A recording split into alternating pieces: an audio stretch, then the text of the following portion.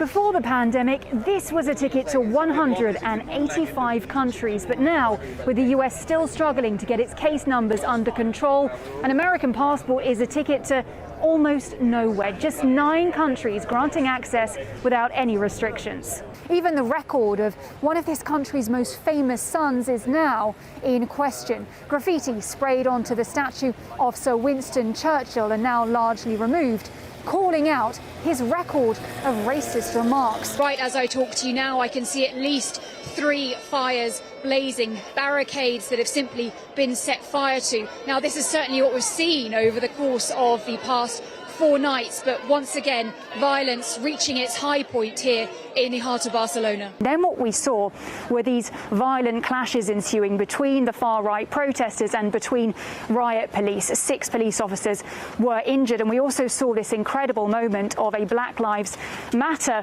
protester coming out and then seemingly carrying to safety one of the far-right protesters who had been injured in those clashes.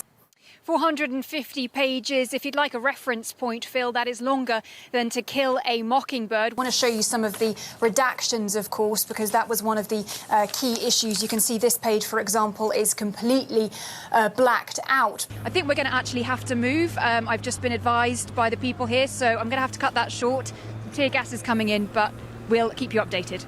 Evelyn was told by doctors here at King's College Hospital in London to prepare for the worst on 3 separate occasions, and with hope fading, those doctors turned to a drug called remdesivir, tested unsuccessfully for Ebola patients, using it on baby Emmanuel on compassionate grounds.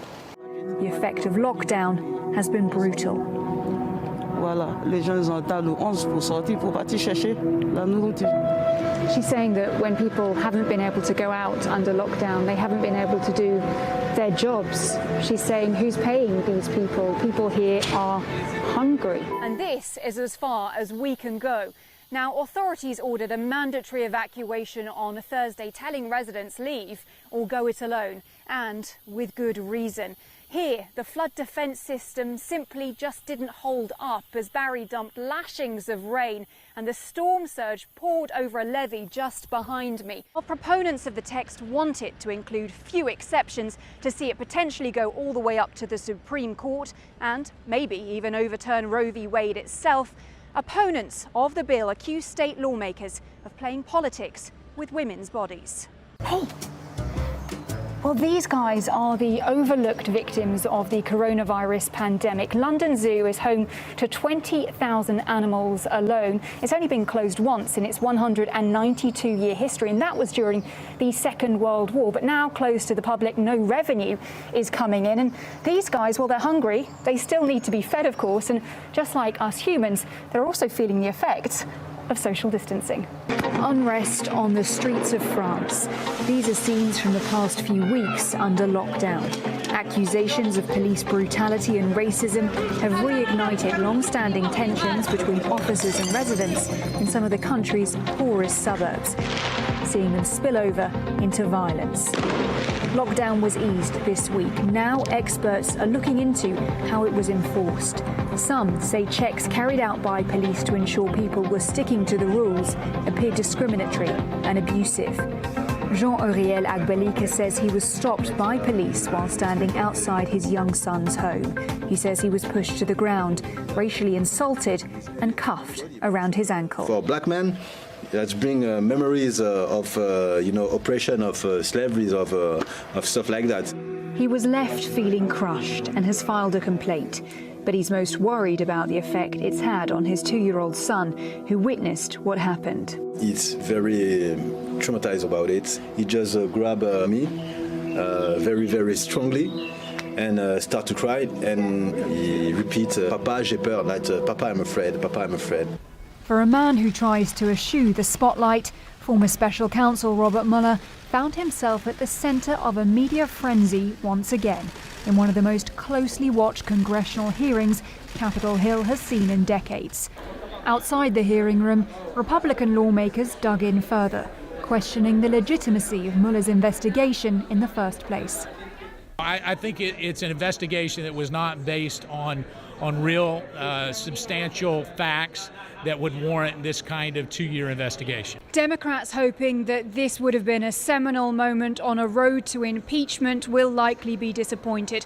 Mueller frequently refused to read from the report itself, denying them their wish to put on a sort of Mueller TV special for the wider American public who hadn't read this tome of a report.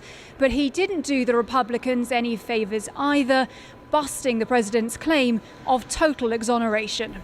It's an anxious waiting game, waiting to find out whether their homes have survived Tropical Storm Barry. Irma Myers has brought her 5 grandchildren to this Red Cross-run shelter in Baton Rouge, Louisiana. She's already been through catastrophic flooding in 2016 and didn't want to take any chances. Oh, I'm worried. I worry all the time. I'm worried about having the same thing. I can't go through that all over again, honey.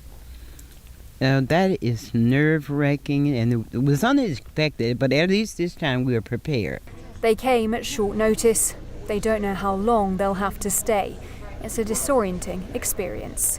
U.S. warships are on their way to the region, so this is clearly much more than just an exchange of angry tweets, right?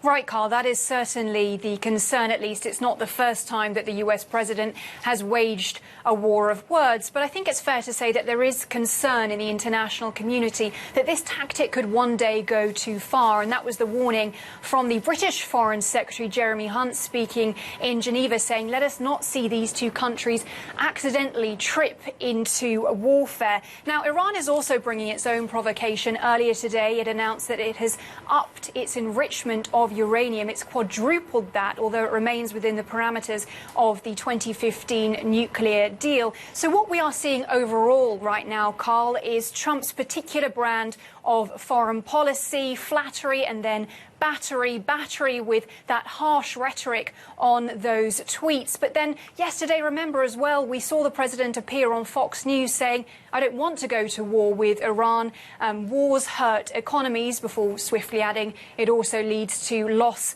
of life. So confused rhetoric there, leading many people to question whether the US president is sure of his position on Iran or whether he is being influenced heavily by those in his circle here in Washington, D.C.